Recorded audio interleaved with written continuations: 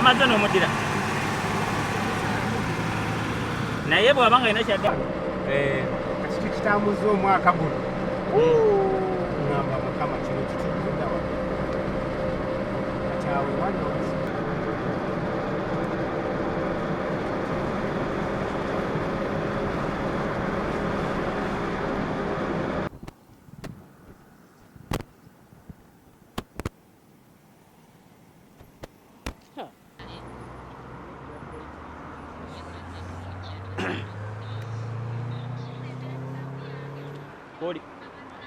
Koli. So mukwatira muzina emmotoka ono.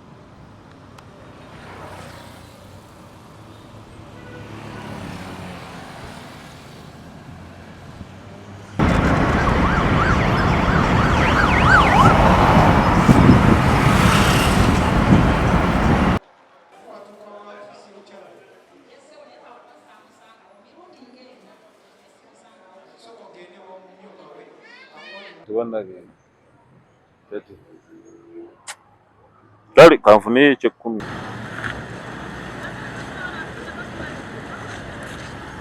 Soko muyambeko.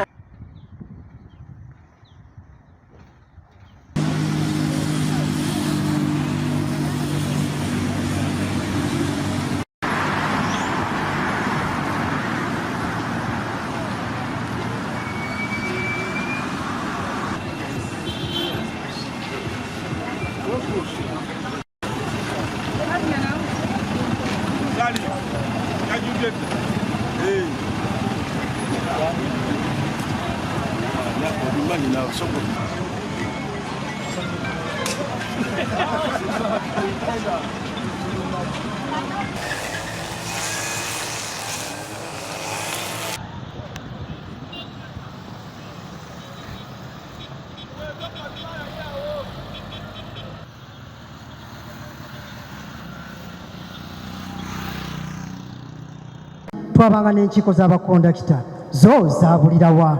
Kondakita bw'afuna ekizibu ku ntebe stage tayambibwa naye ng'ate tuteekayo olukumi lwa kondakita tusobola kukola conductors welfare. Bakulembeze mwabatudde mu maaso wano munansonyiwa sina gwe mpisa mu maaso mwena mbaagala naye tuyinza okubawo n'abakulembeze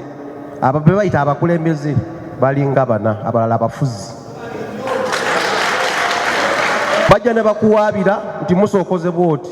ogenda otuuka nga ye musirikale ye mulamuzi ye wa prison takuwa budde ku kwogera kiko ngambye nga beebuuza nti bw'aba ayingira ku stage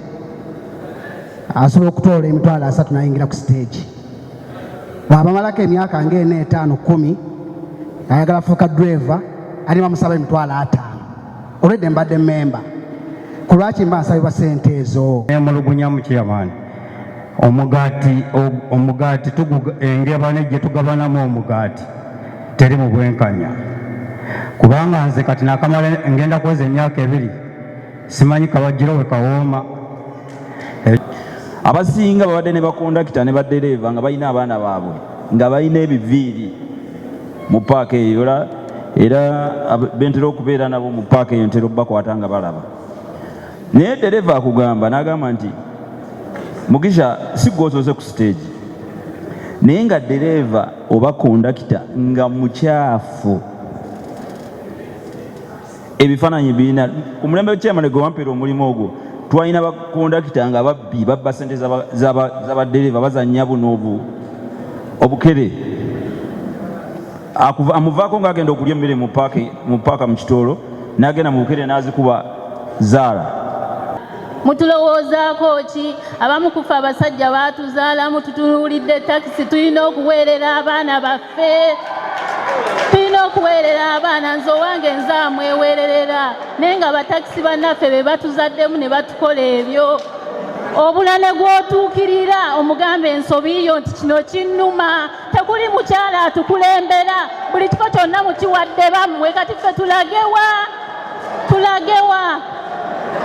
era nga mu bye tugenda okukolako mwemuli okulaba nti tugenda kuteekawo enkola ya PDM mu stage yaffe nga tugabira buli dereva akakadde ka ssente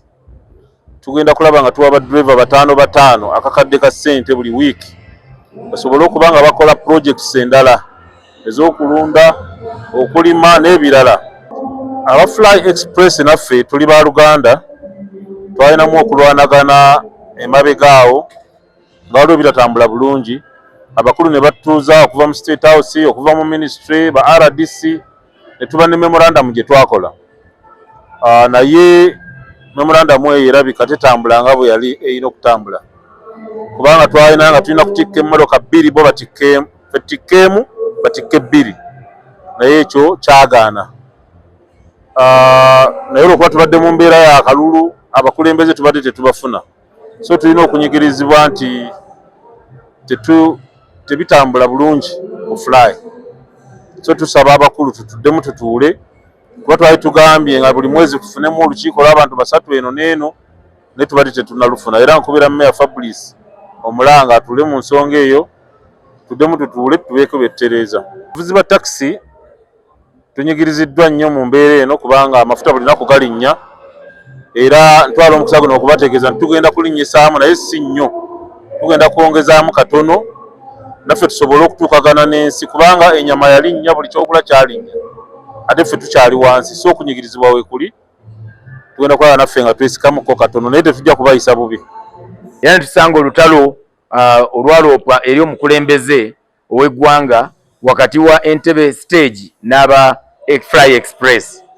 President yatumaze kennyini okomawo okujja okulaba nti nkwasaganya ensonga ezo nga tuli wamu ne commandant wa SFC tuli wamu ne Mayor Fabrice tuli wamu ne Mayor w'e Katabi tuli wamu ne RDC ne ba deputy RDCs n'ebitongole bya security omwali DPC ba RPC bonna era n'antuma n'enkwatagana ne Minister wa Local Government n'owa Transport okulaba nti ensonga eyo tugitereeza. Meeting twatuuza nnyingi era nafuna omukisa nti twavaawo ng'abantu bano ababiri oba ebiwayo ebibiri nga bitegeraganye naye mbadde manyi nti buli kimu kitambula bulungi okusinziira ku